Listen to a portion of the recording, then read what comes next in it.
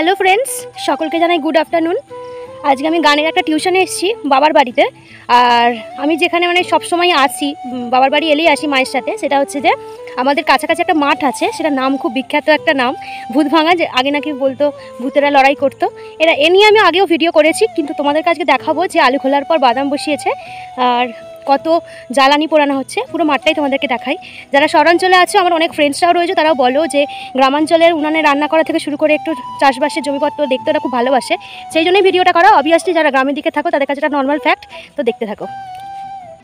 দেখো, আলু বসানোর পর আলুর যে পাতাগুলো রেখে দেওয়া হয় সেগুলো তো অনেকটাই পচে যায় বা শুকনো হয়ে যায়, সেইগুলোকে এইভাবে পুড়িয়ে দেওয়া হয় যাতে জমিটা পরিষ্কারও হয়, আর যে জঞ্জাল যে থাকে সেটা পুড়িয়ে দেওয়া হয়, একটু হয়তো দূষণটা বাড়ে কিন্তু জমিটা পরিষ্কার হয়। আর এই যে জমির সামনে আমরা দাঁড়িয়ে রয়েছি, এটা হচ্ছে একদম বাঁধের ধারেই এই জমিটা, আমাদের বড় জমি যেটা বলা হয়, নামটাই এটা হচ্ছে যে আলু খুলে বাদাম বসানো হয়েছে পুরো মাঠ জুড়ে।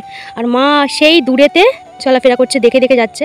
রাস্তাটা দিয়ে এখানে তোমার 4 চাকাও চলে আসে, মাঠের জিনিসপত্র সমস্ত কিছু নিয়ে যাওয়া যায়, বা এখান দিয়ে পড়তে তোমার মেন রাস্তায় ওঠা যায়। আর এই যে দেখছো, এইগুলো হচ্ছে আলুগুলোকে আলু গাছ দিয়েই ঢাকা দিয়ে রাখা আছে। এটাকে বলা হচ্ছে যে যখন দাম হবে এটাকে দেওয়া হবে। সবথেকে আমার ভালো লাগে সেই সূর্যাস্তটা, কিন্তু আমি এখন সূর্য সময় দেখাতে পারলাম না, কারণ একটু সন্ধে সন্ধে হয়ে গেছে। দেখো মাঠে কিন্তু এখনও অনেকেই যে ছেঁচ চলছে, আর এখানে এই বড় মাটা পাইপটা ধরে দিচ্ছে, আর যেটা যে ছেঁচটা করছে। চাঁদও উঠে গেছে, এখন প্রায় 5:30 বাজে। আর দূরে আমার স্কুটিটা। কি বুনেছে এটাতে?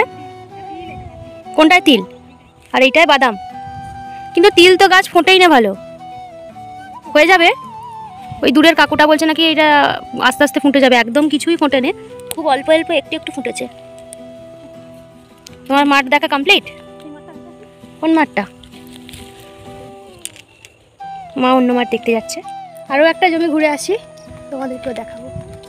যে হাওড়া হুগলির একটা বর্ডার বলতে পারো, ওইদিকে হুগলি, আরামবাগ, তারকেশ্বর লাইন পড়ে যাচ্ছে, খানাকুল। আর এই দিকটা হাওড়া, মানে আমতা, উদয়নারায়ণপুর, জগৎবল্লভপুর, এই দিকটায় পুরো এটা একটা বর্ডার। আর আমি যে তোমাদের মাঠগুলো দেখাচ্ছিলাম, এই উপর থেকে দেখলে এই রকম দেখতে লাগবে, এটা মেন রোড।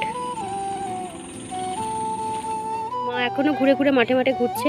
আসলে মায়ের একটা ফল্ট হয়েছে, সেটা হচ্ছে কি, মা তিল যে আগের বছরের তিল রেখে দিয়েছিল, আর বন্যার জল পেয়ে গিয়েছিল কোনোভাবে তিলটা, সেই জন্য জমিতে ছড়িয়ে ফেলেছে, আর জমিতে তিলগুলো তো আর হচ্ছে না, সেই জন্য মা খুব চিন্তিত। এবার না হলেও যে চাষটা না আর দেরি হয়ে যাবে, সেই জন্য বাবা বকবে, সেই জন্য সব জমি ঘুরে ঘুরে আগে দেখছে তিলের গাছ ফুটেছে কিনা। সত্যিই ফোটেনি, তোমাদের একটুও গাছ ফোটেনি। মা ঘুরে ঘুরে দেখছে যে দূরে। আর ওখানে কাকা, বড়মার জেঠু মাঠে এখনো কাজ করছে, আর মা ঘুরে ঘুরে দেখছে, কোথাও তিল ফোটেনি। জমি দেখা হলো? কি বুঝলে? জল তো দেওয়া হয়েছে, এবার হয়তো গাছ তো বের হয়েছে। হ্যাঁ, ছোট ছোট গাছ হয়েছে, দেখা যাক গাছ হয় কিনা। যাই হোক, আর টেনশন করো না, যা হবার হবে। চলো আজকের ভিডিও তাহলে এখান পর্যন্তই। এরপর একটা গানের টিউশন করাবো। টাটা।